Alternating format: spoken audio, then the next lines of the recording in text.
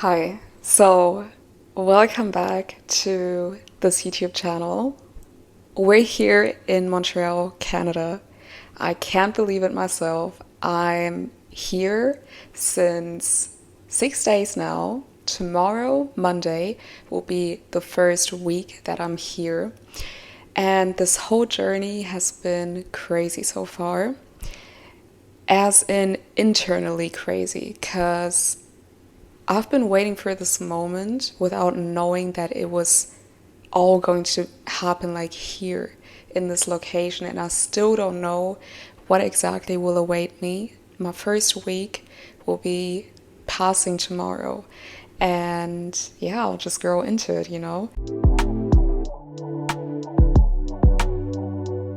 Welcome back to this YouTube channel. It's been a while, but your girl has been rebranding herself, and she still is rebranding herself. But I feel like with this series, we're actually going to go in the direction that this needs to go to. I want to welcome you to the Becoming Soft series. Yes. And today is the first episode, and today we're going to talk about me getting out of my masculine traits. And this is moreover going to be a story time. And yeah, so let's just get into it. I grew up in a household where I had to be responsible for a lot. My dad lived overseas and came by every few months, twice or thrice a year, and my mom was irresponsible. So that left me as the oldest child being both mom and dad. I grew up having to be harsh to get change within my family because everyone was basically just in their own bubble. So I really had to be like harsh to see change and to see impact. And I always felt like a frustrated wife or a frustrated mother of a very chaotic family dynamic. I'm naturally a very honest person. I never had to yell to get a point across because I'm an observer and a feeler. I'm emotionally intelligent and all of that.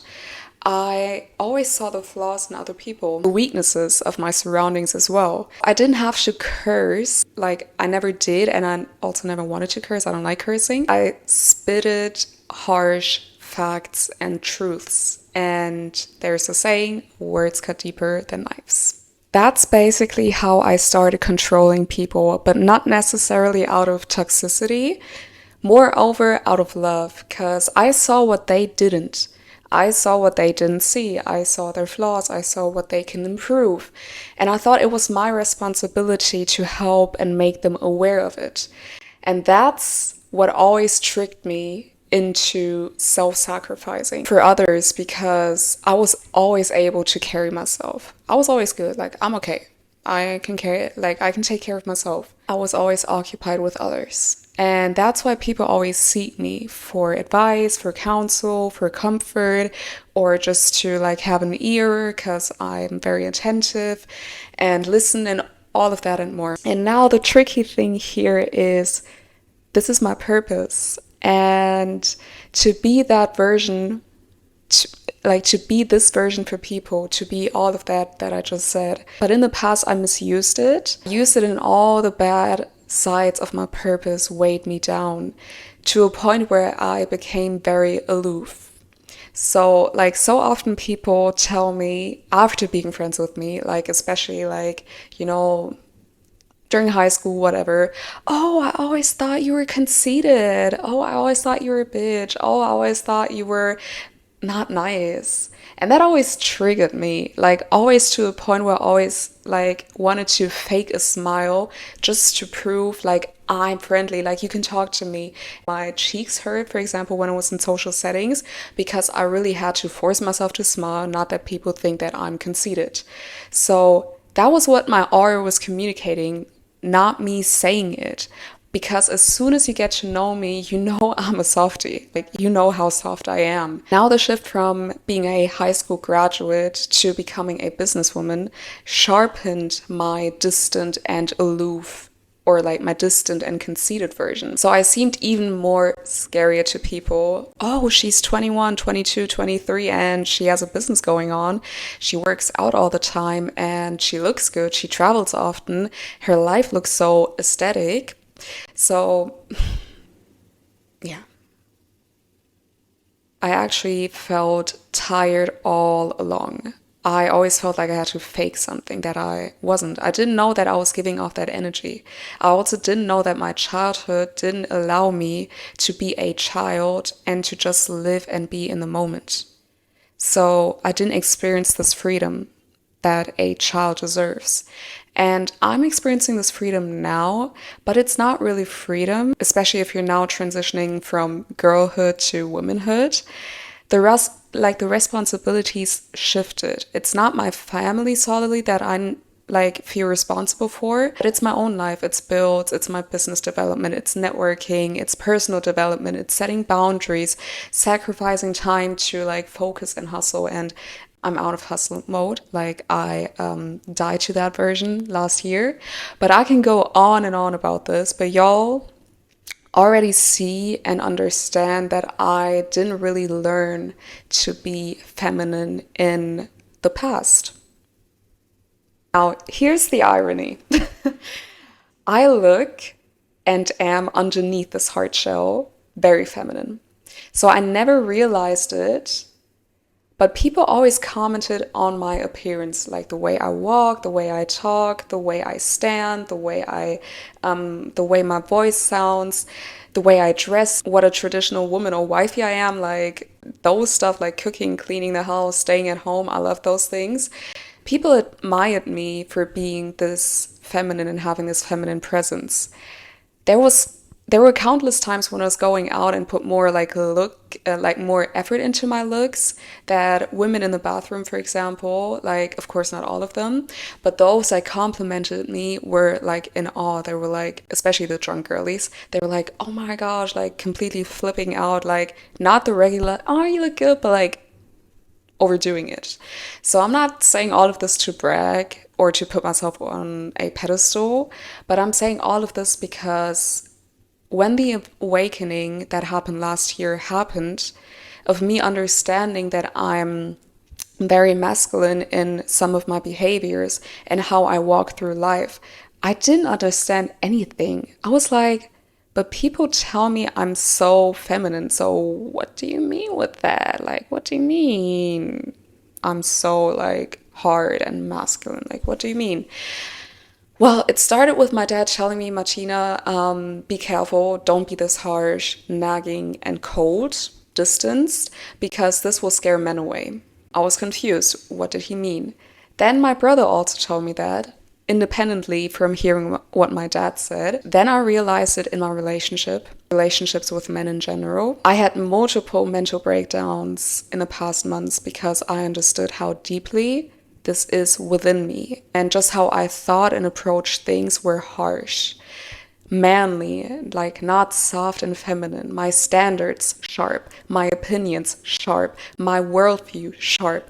I guess pride also took a hold of me. Like everything was just sharp and just very like, just very hard. Standards sharp. So that was a hard awakening, to be honest. And it still makes me sad because I have to do a lot of unlearning from something I developed into because circumstances forced me to, not because I chose to be hard. And that's painful, especially if life forces you to be someone that you're not. So I'm now learning the real depth and embracing of femininity. So I'm actually studying it, like really studying it. I thank God that my outer appearance helps me already and that I have this within me already. So I just always knew how to be feminine in social settings, but in relationships, whether it be friendships, romantic relationships, business connections, family, the masculine version came out and clashed with my core essence. So this is a very vulnerable topic to me. And I feel how God has made me very like sensitive to this. As I see in our society nowadays, women suffering in their relationships and in their lives because they have become so manly, basically. Although it's not in our nature to carry responsibility all the time, to always be on the go, to always be on hustle mode, to not allow yourself to go with the flow and your emotions and your hormones as well, because we have them as women. Just, it is what it is. The way jobs are even constructed, when women have their periods, their cycles, we can't call in sick. It's just suck it up and work.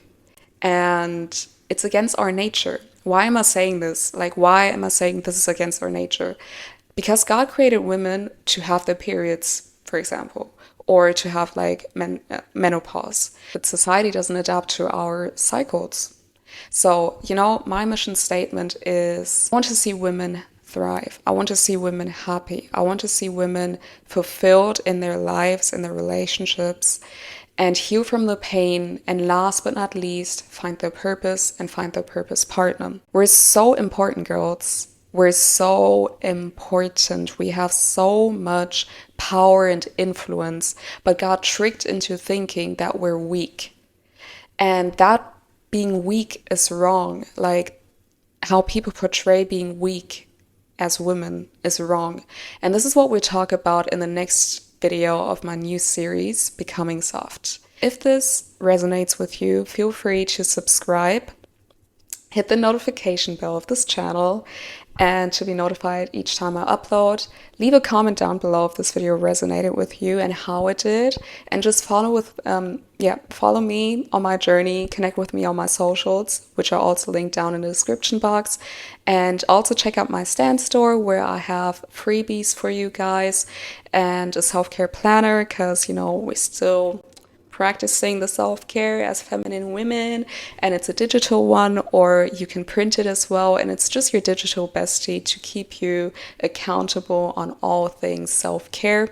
So definitely get it down below, and yeah, see you next time then. Thank you guys. Bye.